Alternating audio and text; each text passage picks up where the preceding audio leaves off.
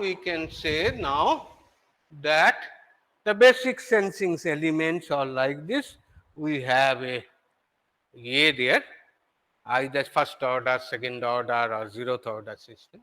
But once you consider a signal conditioning circuit with it, it has got its own dynamics and it may be cascaded, and the overall system is, the order will increase. But mostly we try to simplify it and to get an approximate idea about what is the performance, how does it behave, and like this, by restricting the overall system to approximately first order or second order system there. So once we have understood it, so why often we call it the dynamic response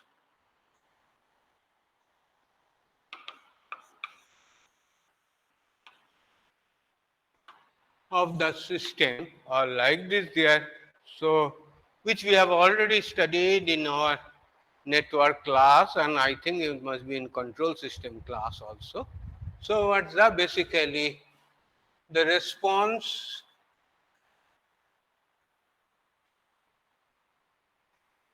due to time varying signal.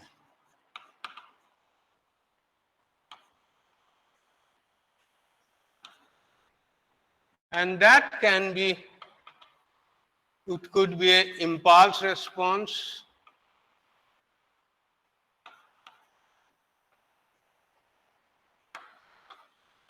step response,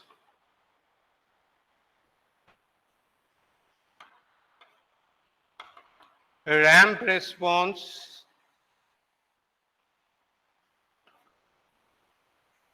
and frequency response.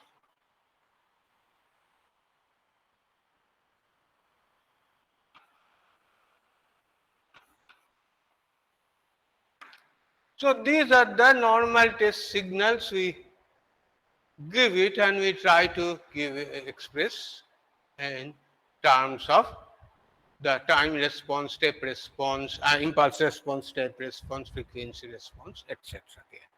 But definitely, so you must be familiar, but I will give you the basic formulae without deriving it for our ready reference. That would be used afterwards for our solving these things there. And one more thing, okay, we'll come back to this one.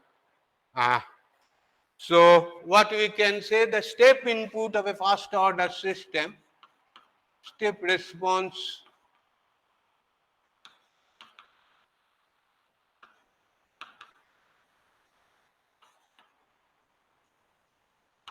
you can say that this Gs is equal to K divided by 1 plus St, and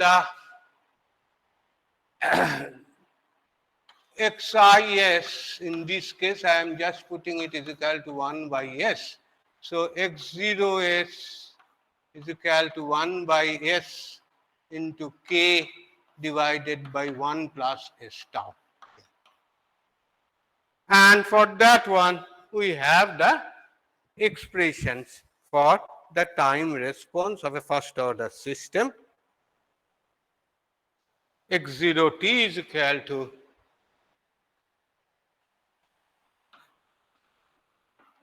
K into 1 minus e to the power minus t by tau. So this response will be like this.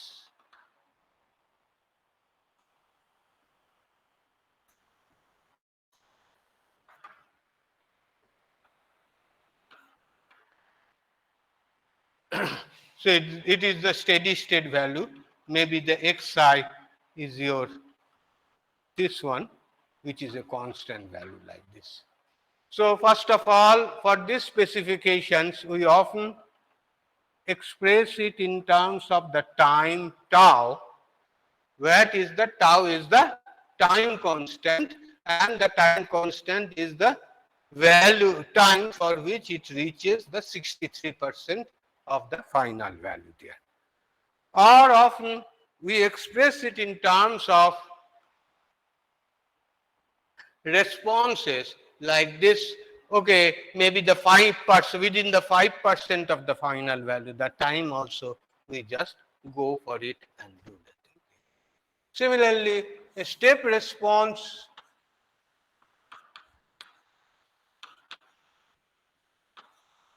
due to of a first order, or sorry, ramp response I will call it, of a first order system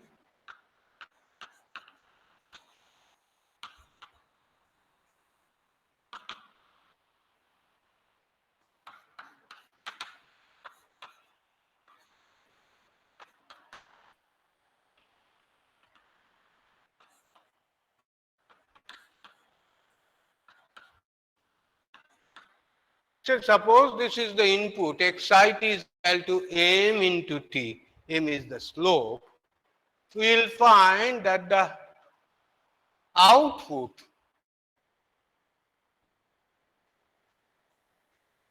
will be like this, x0 t, we'll take it like this there, and in this case suppose xis is equal to m divided by a square, that is the, because of the, if I take the Laplace response of this one, and x0s is equal to k into m divided by a square into 1 plus s tau.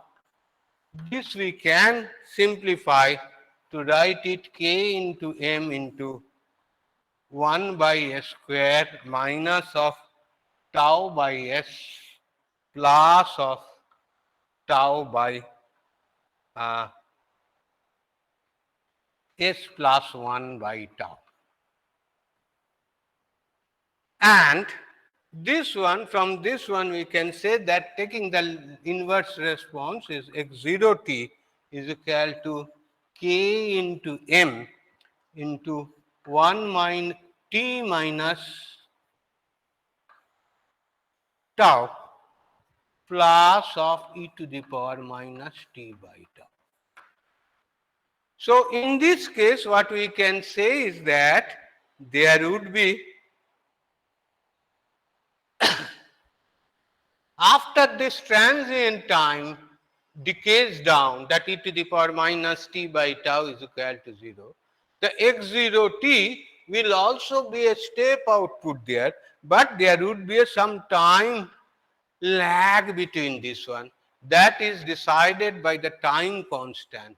And if we look at it, that the difference between the input and output there would be, if I consider the all other factors a there, x0 t will be, this is equal to error in steady state is equal to k into m into tau. So the steady state value is equal to k into m into tau. We'll come back to this one just because we are trying to uh, we are trying to recapitulate, because this formulae will be useful for solving our problems there afterwards there. Similarly, frequency response of a fast order system. Okay, I will rather go for the second order system first, then we'll go for it.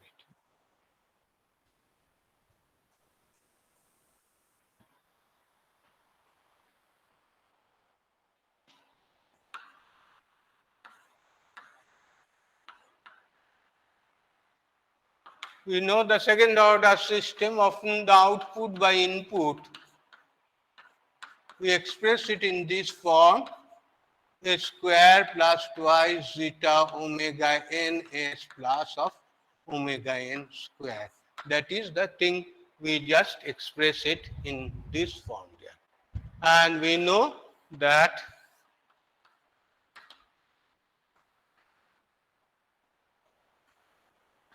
if it is a step input given there, our x0t in the steady state, it would be something like this.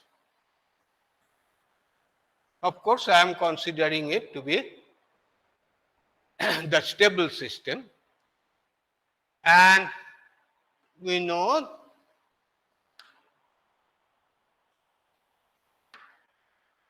this is the overshoots and undershoots. It will occur for zeta less than 1. It will be just damped. It would be zeta is equal to 1, and it would be over damped if zeta is greater than 1 there. Okay. So often, so these are the things there, and often we express them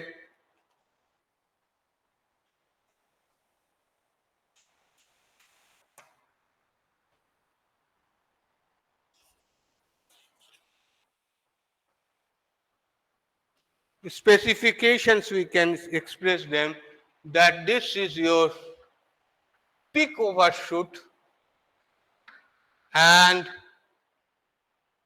the settling time Ts. So MP is the some design requirement is the peak overshoot shoot,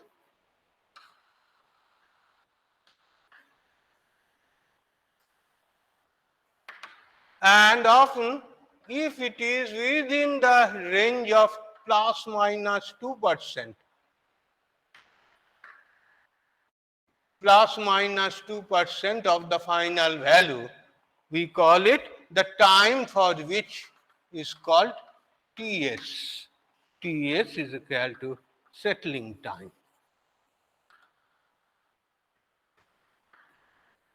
And this could be 2% or 5% or many other things there. So these are all we know the things there. And similarly, we can go for the ramp response of a second order system, but we will not go further, but rather we will say that these are all recapitulations basically, that the frequency response or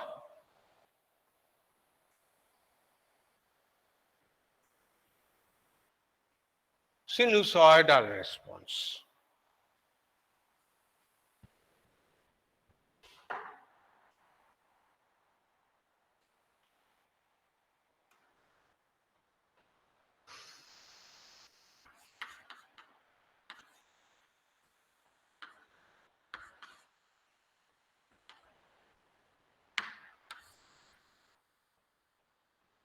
We call it frequency response or sinusoidal response there.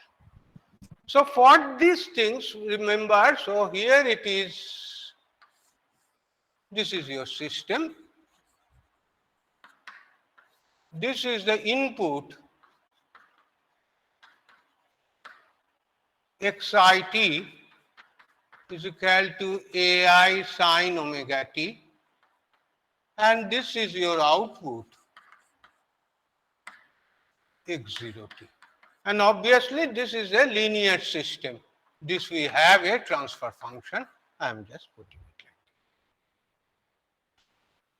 that. Now what will happen if we recall that if I give a step, because I am repeating it once again because we would be using them often for solving problems or designing some systems using our, in terms of our instrumentation specifications there. So that's the thing. So suppose I give an input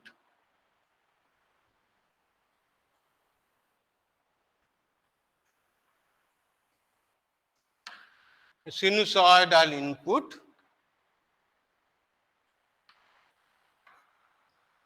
xit is equal to ai sine omega t.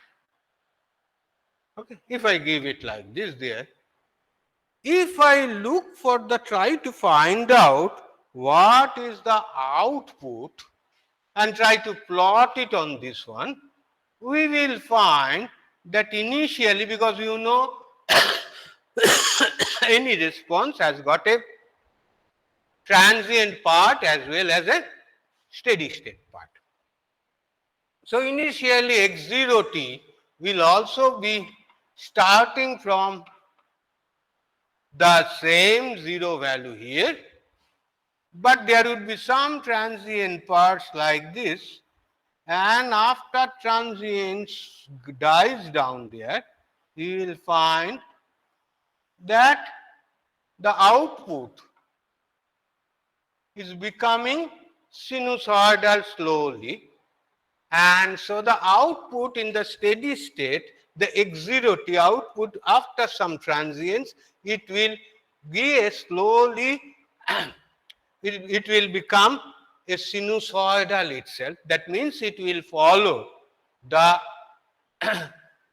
same input type which is given as the input type, that is the sinusoidal area.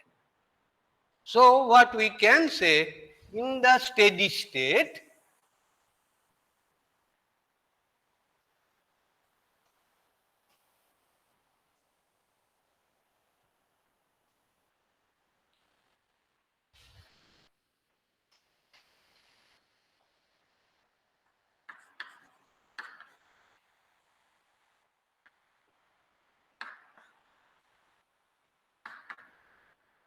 x0t is equal to b into sine of omega t plus of phi. What is meant? That there would be in the steady state, it will have some amplitude b, it is a sinusoidal one, and it will follow, it will have a phase lag phi there. Now the question is that how would you find out the sinusoidal response for this sort of, whether it is a first order or second order system there? One way is always there. Okay, you know that for sinusoidal input, xit is equal to a sine omega t. So you look for this one, xis is equal to a by s square plus omega square. Then you find out x0s. Then you find out, go for this Laplace transform and therefore x0t. And we will go for it like this.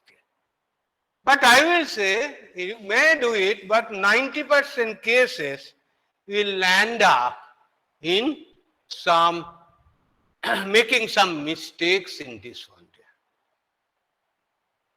So better, and that time consuming, it's a time consuming process. You better don't do it.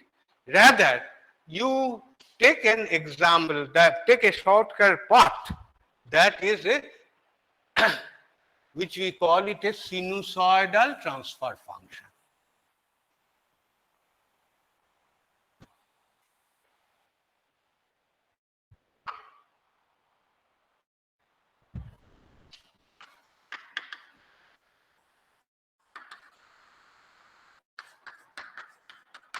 Mind it, in this case, I am not interested in the transient. I am rather interested in the steady state. I am interested in the steady state.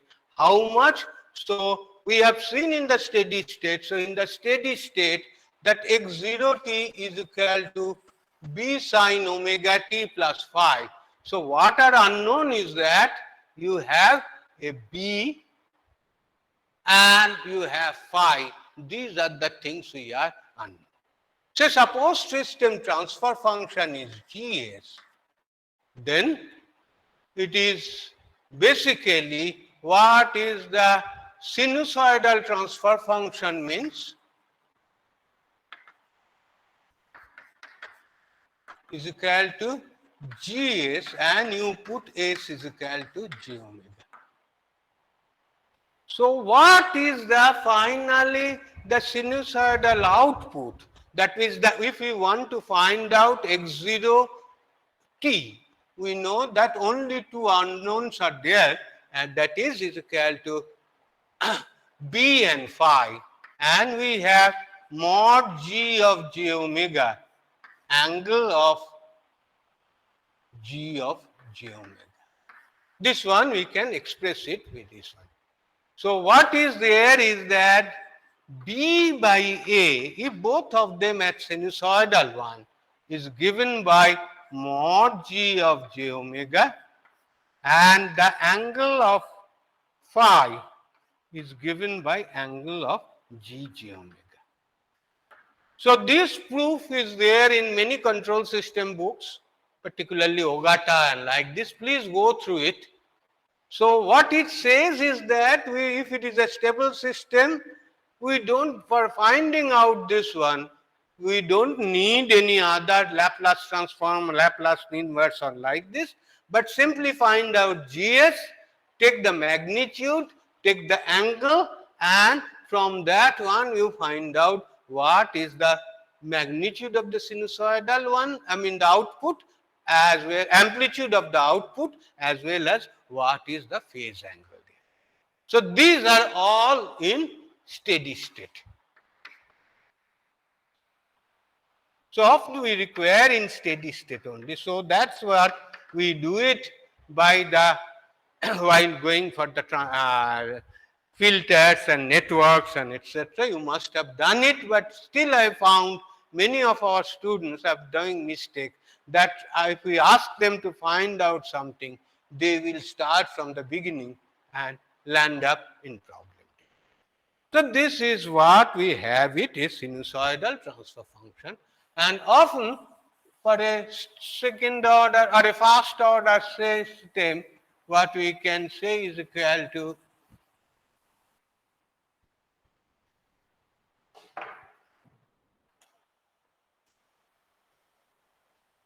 or rather the frequency response of a second order system. I start with this one.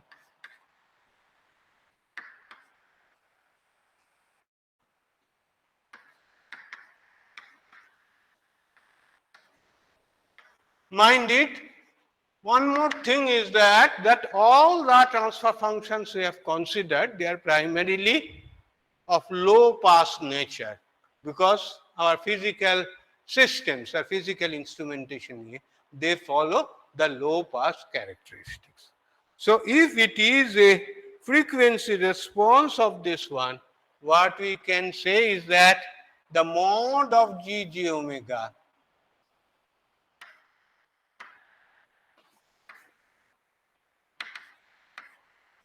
will find that this will be depending upon, that is the transfer functions, it is k divided by s square plus twice zeta omega ns plus omega n square, if I just say it like this. So we'll get like this there, and say maybe zeta, and this point you can say approximately omega n.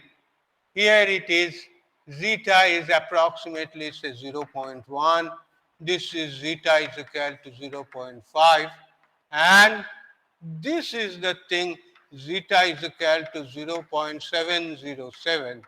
This is called maximally flat.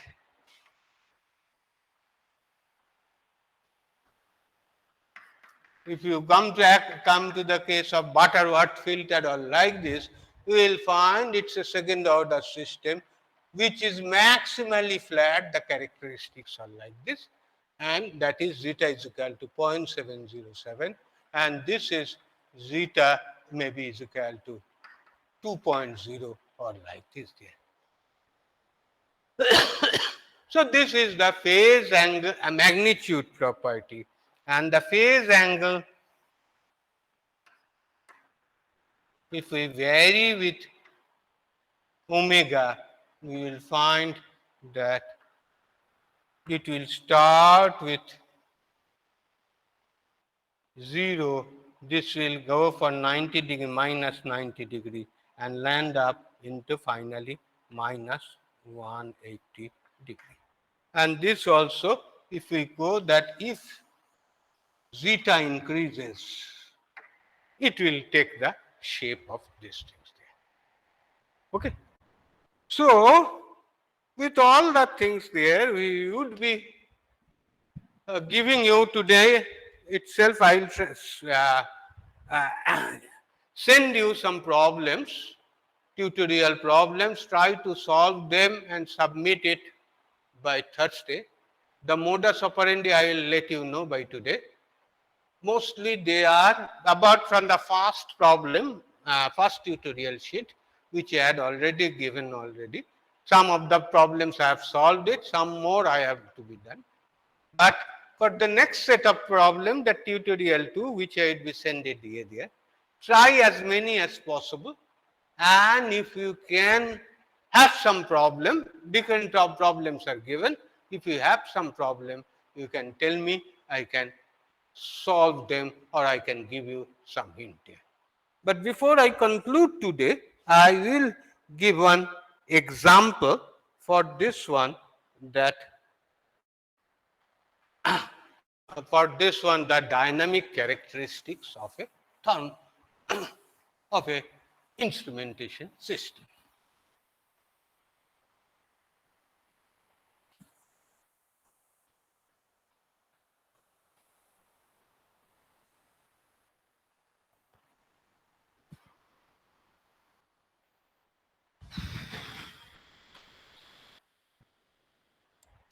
Example, a first order thermocouple system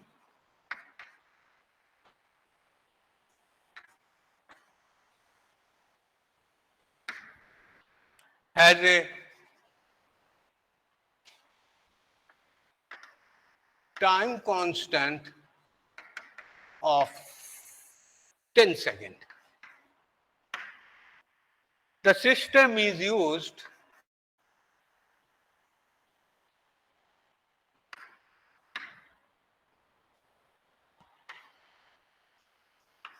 to measure the temperature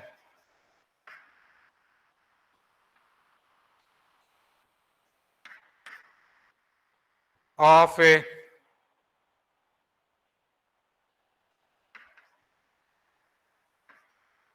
furnace that fluctuates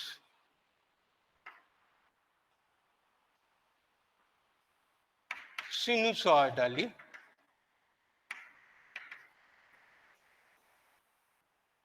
between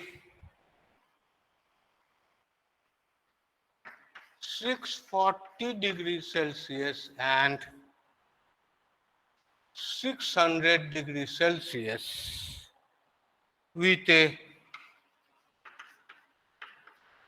periodic time of 80 seconds. Determine the maximum and minimum value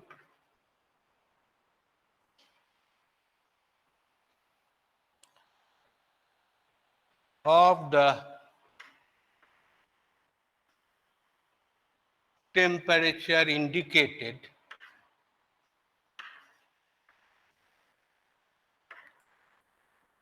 and the time lag.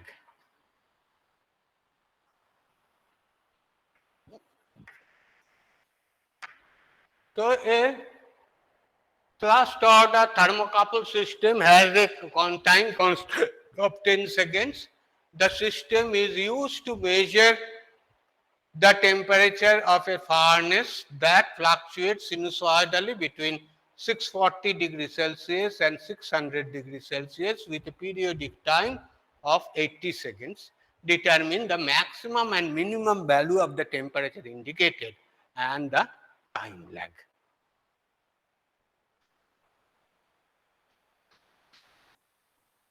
So, for this case, we can say that the transfer function T output, that is the T output here, and divided by T input. That means the output of the thermometer or this one is also calibrated in terms of temperature. So Ti and T0, both of them are in temperature because ultimately it is calibrated in terms of temperature. So it's a first order. So naturally the K constant is 1 because input and output at the same temperature there, divided by 1 plus S into tau, where tau is equal to 10 seconds. And what is our input? The furnace temperature is changing sinusoidally between 640 degrees Celsius and 600 degrees Celsius. So in between we have 620 degrees Celsius, which is the mean value there. So we have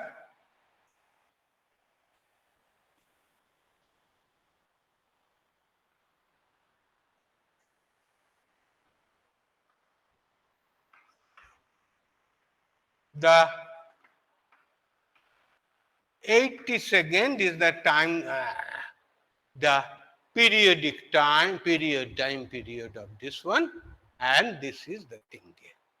So definitely whenever we speak about all the things, there we mean that we have already, the output is already achieved the steady state, the transient is over. Now what would be in that one, what would be the temperature indicated, or in turn what we call it the dynamic error in this case. Because of its dynamic, what is the error introduced? Dynamics, what is the error introduced in it? Okay. I think I am sure many of you will be able to solve it, but for the sake of the general student, for today I will be solving this problem there. We know that this is a, so Gs is equal to 1 divided by 1 plus 10 into S, because tau is 10 seconds. So what is the value of J omega? It is 1 divided by 1 plus 10 into J omega there. Okay. And there the magnitude of J omega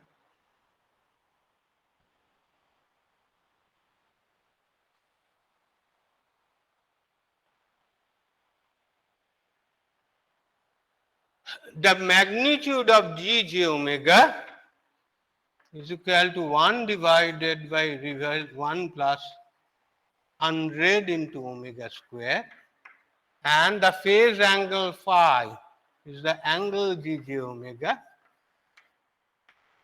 is equal to tan inverse 10 omega. Okay. So what is omega in this case? It is periodically varying, so it is 2 pi divided by T. So that is equal to 2 pi divided by 80 seconds. That comes to be is equal to 0.0785 radian per second. Okay. So what is the, now the question is that this is what is the input is varying between 600 to 640 degrees Celsius sinusoidally. So in this case, what we can say, what is the amplitude of the input? What is the amplitude of the input? The A is equal to 20 degrees Celsius, and we expect that in steady state, there would be some phase lag between them,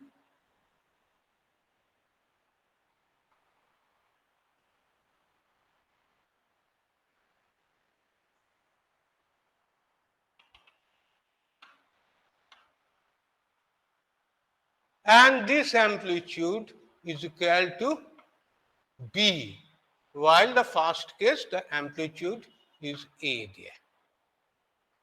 So, what is the value of B? B is by A is equal to mod of G omega is equal to what is there? 1 plus root over 1 plus 100 into omega square. You know, omega is equal to 0.0785, isn't it? 0.0785. So, what is the value of B? Can you tell me? And this A is equal to 20 degree Celsius. What is the value of this one? B, if you calculate,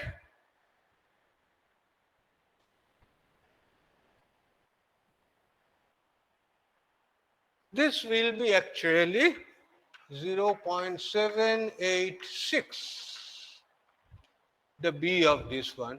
So naturally it would be 0.786 into 20. So it comes to be is equal to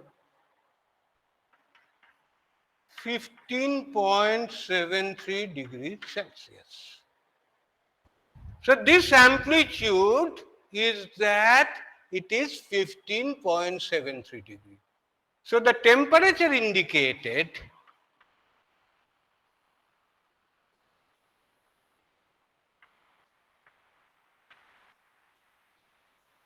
so what it would be? The base is 620 degrees Celsius. So basically varying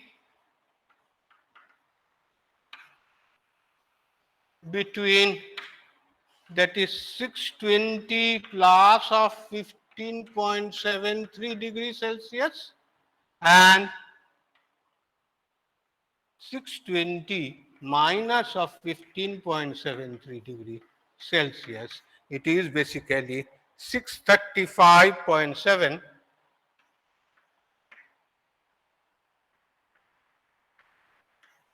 and this is equal to 604.3 degree Celsius. So what is interesting is that the time constant is 10 seconds, the period is 80 seconds, but because of the everything, the system is very nice. I mean, there is no error in it like this here. But this thermocouple systems will in the steady state, it will also indicate that the temperature is varying sinusoidally. But there would be always some error of around, so 640 it should have been, it is now it is 635. That means around 4.3 degree change. So 0.3 degree change, it will be, there will be always maximum that will be always there in it. Not only that, so there is, it will not be, even if the instrument is very correct and all that accurate there, because of the inappropriate use of this one. So what we can say, it will not be able to follow the fast change of it to that level. And as a result, there would be always, it will be a maximum of 4.3 degree, 10 degree Celsius temperature. It would be always be able to, it will be always be some error there. Not only that, say suppose whenever the temperature is actually here, actually say suppose the peak is occurring here, the negative peak. it is showing some temperature B, which is not the actual temperature. Maybe when the temperature is 600 degrees Celsius, it is actually showing some sort of between 615 or something like this here. So naturally, another, once you see the instantaneous temperature, what is the temperature at this moment? It will be giving you more error because there is always a lag of what is the phi? Phi is equal to the time lag, which is the lag is actually, that is the thing is that tan inverse, what is that? 1 by 10 omega. Is it okay? And just check it, and this comes to be is equal to what is the angle?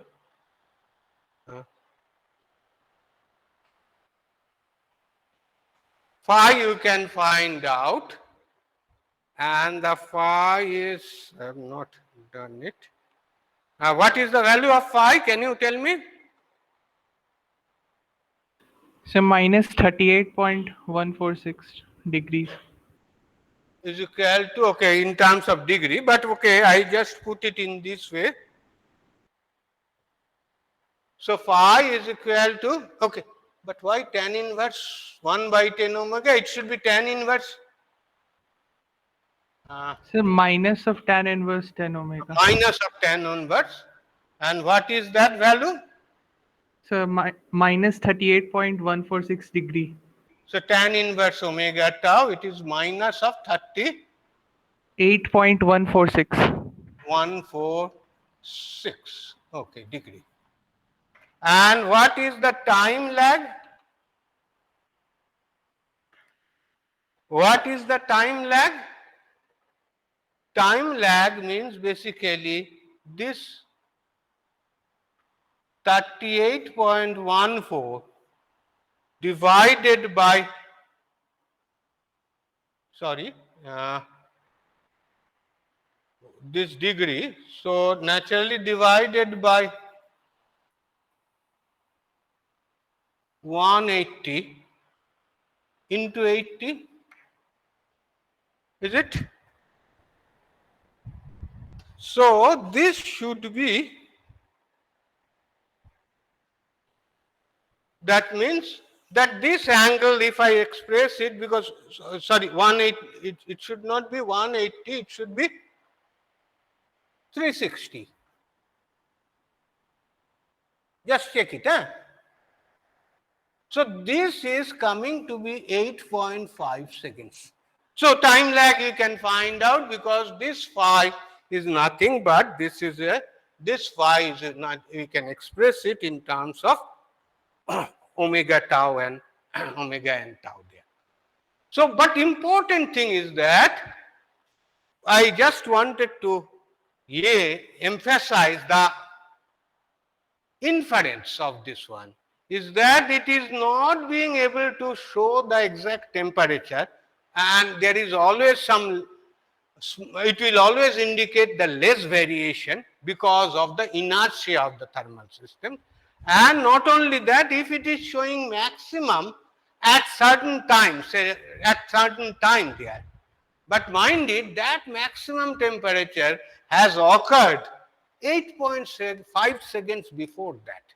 That maximum temperature has occurred before 8, or we have already crossed by 8.76, because that maximum temperature or minimum temperature, whatever may be. So if it is a maximum temperature showing now, but actually it represents the temperature that has occurred already 8.5 seconds. So naturally, we can say that the thermal system, the thermocouple system is not that good enough. So if I want to improve the performance, what we need to change or what we need to incorporate? Any idea?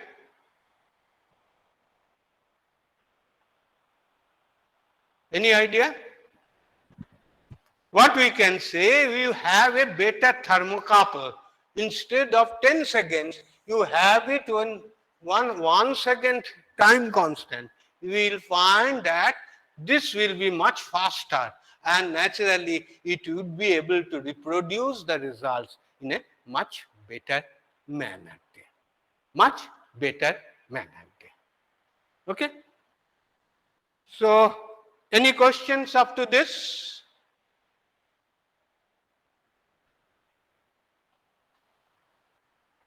Any questions? Lastly, a brain teaser, of course, it would be given in the tutorial sheet, but say suppose a thermocouple is there.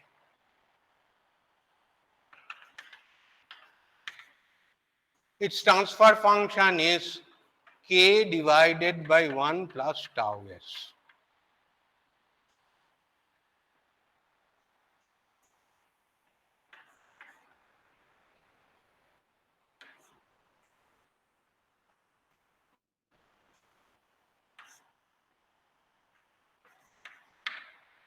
So we say that this point, part is a thermocouple, and this part is a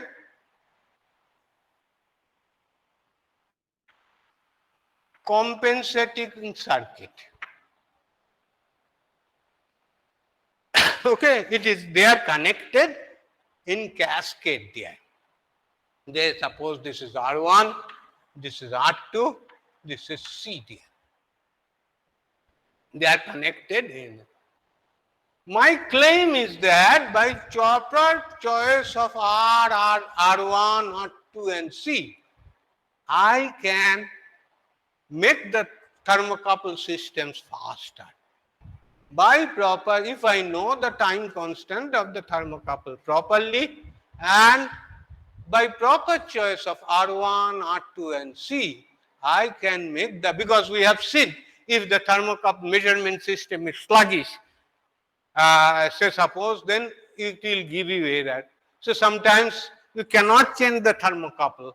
So possibly what we need, use some thermocouple compensating circuit, and that compensating circuit may probably improve the performance and make it faster. Could you think of, if it is not, please think of, actually this is one of the part of the problem which we will be giving today, and this is the thing. Try to see how can this compensating circuit appears a particular choice of R1, R2 and C improve the dynamic performance of the thermocouple. I will leave it to you as an exercise. Thank you. Any questions up to this? Yes, please. Any confusion? Please try to solve this problem. I have not completed, but you can easily do the thing. And try to solve both the tutorial 1 problem and tutorial 2 problems, which I will be giving it, and submit it as much as possible before Thursday.